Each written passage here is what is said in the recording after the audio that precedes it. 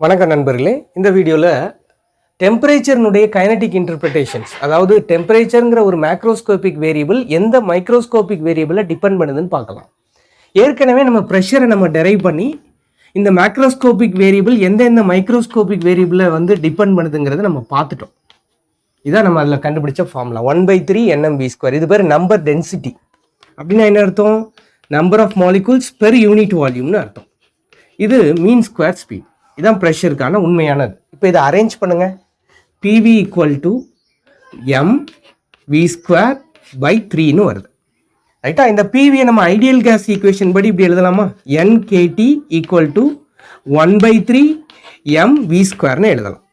இப்போ இதில் நம்ம ஒரு சின்னதாக இதில் ஒரு 3/2ஆல் மல்டிப்ளை பண்ணுவோமே, ரெண்டு பக்கமும். இதில் ஒரு 3/2, இதில் ஒரு 3/2. இந்த ஈக்குவேஷனில் எந்த சேஞ்சஸும் வரப்போகிறதில்ல. அப்படி நீங்கள் பண்ணிட்டீங்கன்னா ரைட் சைடு இப்போ எப்படி வருது பாருங்கள், 12 mv²ன்னு வருது. இங்கே 3/2 NKTன்னு வந்துடுச்சு. இவ்வளவுதான், நமக்கான ரிலேஷன் கிடைச்சி போச்சு. அப்போ இதில் இந்த டீங்கிற மேக்ரோஸ்கோபிக் வேரியபிள் எதை டிபெண்ட் பண்ணியிருக்கு? இந்த மாலிகூல்ஸுடைய வெலாசிட்டி, மொத்தத்தில் அதனுடைய கைனடிக் எனர்ஜி. அப்போ இவங்க சொல்ல வர்றது என்னன்னா, ஒரு ரூமில் இருக்கக்கூடிய டெம்பரேச்சர் தெரியும்னா அந்த ரூமில் இருக்கக்கூடிய கேஸ் மாலிகூல்ஸ் என்ன வெலாசிட்டியில் போகுதுங்கிறத ஒரு அப்ராக்சிமேட்டாக சொல்லலாம்.